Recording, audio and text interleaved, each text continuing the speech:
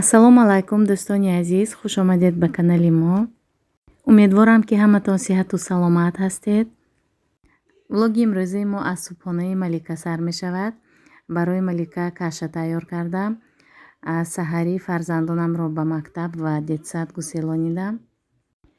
Ва имрӯз бошад хоҳарон, мувофиқи хоҳиши шумоён уходови косметикаамро ба шумо нишон медиҳам ва мефаҳмонам чӣ хел пилинг истифода мебарам, чӣ хел гел, чӣ хел маска, ҳамаашро ба шумо навор мекунам.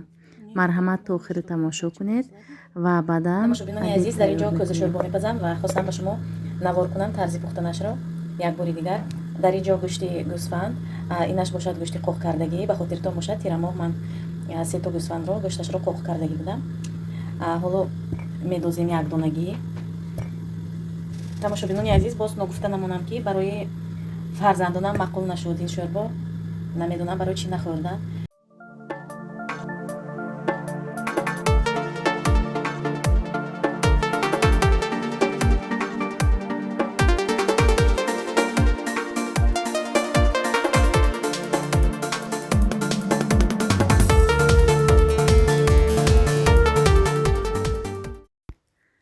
ана шӯрбои мо ҳам тайёр шуд. Ҳоло бошад каме балгарӣ ва кабутӣ медозем ва ана михел кришкаҳоро мепӯшем. 10 дақиқаи дигар меистад ва шӯрбо тайёр мешавад. ҳаҷми кӯзаҳо бошад дӯстони азиз 700-800 милиграмми аст. Яъне якто кӯзаро метавонем ба 2 кӯдак тақсим кунем. Дӯстони азиз, дар инҷо мехостам тӯтиҳоро нишон диҳам. Аниқтараш як дона тӯти монд, дуюмашро духтаракашро лёне буғӣ карда куштааст. Бехабар мондем ки лёне бозӣ карда. хайр ҳамин хел одат дорад. Гурбачаро ҳам ҳамин хел буғӣ карда куштагӣ буд. Барои ҳамин доим дар таҳти назорат мегардад. худашро танҳо мондан мумкин нест.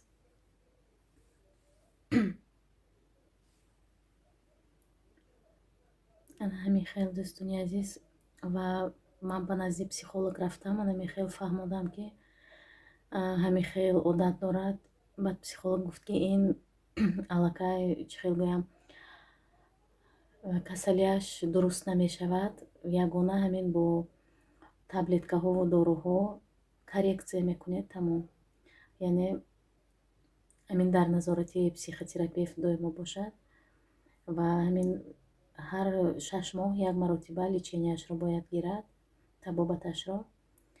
Ва психолог гуфт ки ин ба хотири он ин хел аст гӯдак ки дар кӯдакӣ то 3 солагӣ чизе ки ба кӯдак мебинад ана ҳамон дар хотираш мемонад. Ба ҳамин хотир ҳамин чизҳои даҳшатоварро бисёр дидагӣ дар оила. Ба ҳамин хотир ҳамин хел жестокӣ шудагӣ, ҳамин хел бераҳм шудагӣ. вақте ки доруҳаашро мехӯрад тамоман дигар хел кӯдак мешавад. Бе дору умуман шинохта намешавад лёнеро. ҳамин хел дӯстони азиз, ана ҳамин ҷуфт буданд ин тӯтиҳо. ҳоло яктоаш нест. дӯстони азиз, дар бораи кремҳои ман пурсидагӣ будед. ҳозир ба шумо нишон медиҳам. дар ана инҷо ҳозир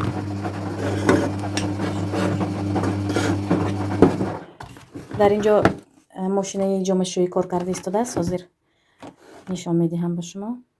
шоби беовоз бошад. ҳозир боз кремҳоро нишон медиҳам. бо кадом крем истифода мекунам. хоҳиш кардагӣ будед ки ман ба шумо нишон диҳам чӣ гуна ман ба рӯям нигоҳубӣ мекунам. ман гуфтагӣ будам ки аз 30 солагим ба фикрам ман бо ана ҳамин гел рӯямро шуштанро сар кардам. бо собун намешоям, бо ана ҳамин гел для умывания мешоям. баъдам аз ана ин хел пилинг истифода мекунам, маслинный пилинг аз фирмаи Чёрный жемчуг. ва вақте ки ман косметика харидорӣ мекунам, ман албатта он қадар арзонам не, он қадар брендовии қиматро ҳам намегирам. бо ҳамин нархи дастрас бошад. ана ҳамин хел фирмаҳои Чёрный жемчуг, ана ҳамин Новосвит, Нивея, аз ҳамин фирмаҳо истифода мекунам. гел для умывания ҳар рӯз, ҳар пагоҳӣ, ҳар бегоҳӣ истифода мебарам. Масляный пилинг дар як ҳафта 1 маротиба ва баъдан анани хел нежный пилинг фирмаи Натура Сиберика. Анани фирмаам беҳад фирмаи ба ман писанд омад. Ами косметикаш беҳад ами нозук, нежный аст. Анами пилинг для лица, мгновенное обновление кожи, пӯстро нав мекунад. Ва баъдан нишон додагӣ будам бо мицеллярный косметикаро тоза мекунам аз рӯям. Баъд анани хел гел для умывания дорам, чорный жемчуг ҳам. Инам беҳад ҳами хел дар таркибаш жидди коллаген дорад ва гиалурон дорад. Коллаген ва гиалурон ин барои оҷангҳои пӯсти рӯйро чӣ хел гӯям, рӯй хушк мешавад, пир мешавад, рӯй ожанг мешавад ва коллаген камтар чӣ хел гӯям, пӯсти рӯйро влажне мекунад, камтар нам медиҳад ба пӯсти рӯй. Баъдан анани хел пилинг скатка. Пилинг скаткаро ман ба шумо нишон додагӣ будам. Ана ҳами хел скатка ин ами хел ба даст бинед мешакам. Ана дидед, анами хел монанди чирк мебурояд. Хари ин чирк неву анами хел тоза мекунад. Анами хел ана ҳамин тарз. Хулоса ҳамин. Ва баъдан бо анани хел маска истифода мекунам. Ду намуд маска фирмаи Кора. Ана ҳамин маска, хоҳарони азиз, бениҳоят ба ман писанд омад. Аз ҳамаи анаминҳо ана ҳамин ба ман писанд омад. Крем маска фруктовыми кислотами. Ана ин маска занд 5 факторов молодости кожи. Ана ҳамин бениҳоят ба ман маъқул шуд. Кремашро ҳам истифода карда будам, беҳад писандам омад. Аз Валберис 400 рубли заказ карда будам. Ва баъдан бо ана ин истифода мекунам. Пенка скраб маска 5 в 1 барои мешакед ва вақте ки хаф кард тоза мешӯед рӯйро. Ана ҳамин. Баъд аз ана ин маска, крем маска 3 в 1 арзонак, чистая линия истифода мекунам. ин ҳам мешавад нағз косметикаи. Аз ана ҳамин маскаи даф истифода мекунам. бо анамин массажораш харидорӣ карда будам. Дар канал ҳаст.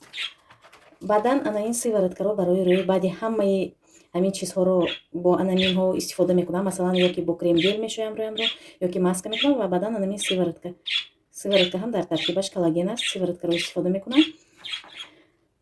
Ва анамин крем против первых морщин, ҳам ночной, ҳам дневной. Вақте ки кремро харидорӣ мекунед, анаминро бинед, бояд ҳам ин дневной и ночной аст ва C+, аз C боло, яъне возрастной категорияш бояд анаминҷа агар навиштагӣ бошад, дида баъд, масалан 30 сола бошед, 25+ ҳаст кремҳо, ё ки 30+. Анами истифода кунед мешавад. Ба хотири он ки ман 41 сола ҳастам, креми 35+ набуд, барои ҳамин ҳаминро гирифтам.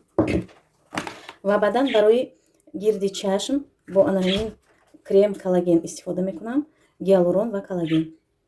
Албатта бароям ана инро ва ба гирди чашм бошад, бо ҳамин истифода мекунам.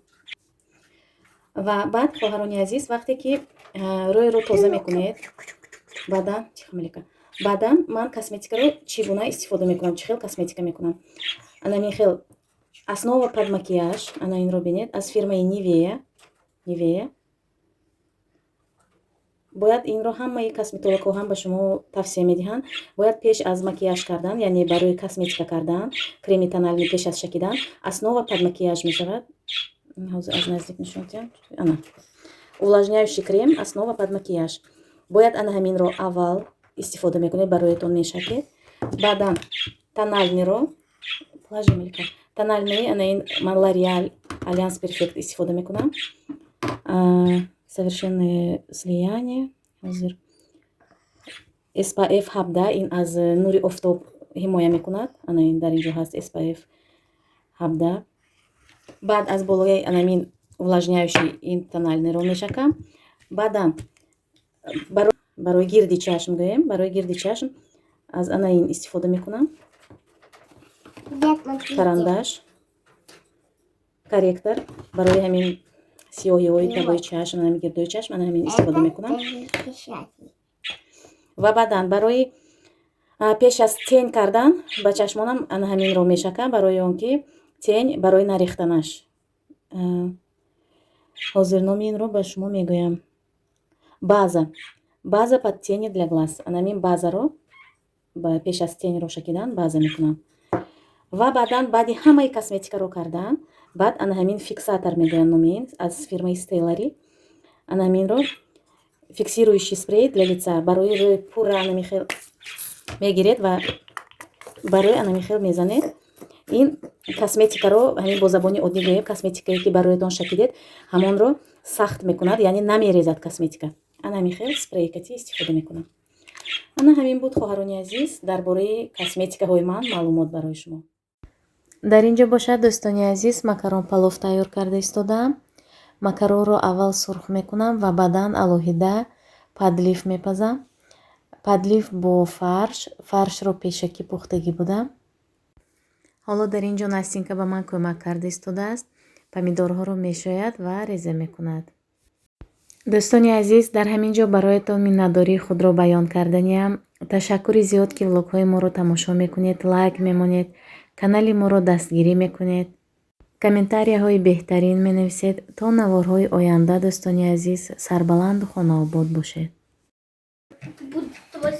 Это клей. Сейчас я буду это машина. Все, ана ҳамин хел бозӣ мекунам тамошо бинам. забираем яичко. Матку. Залезай. Малика, идем. Нет, она будет со мной.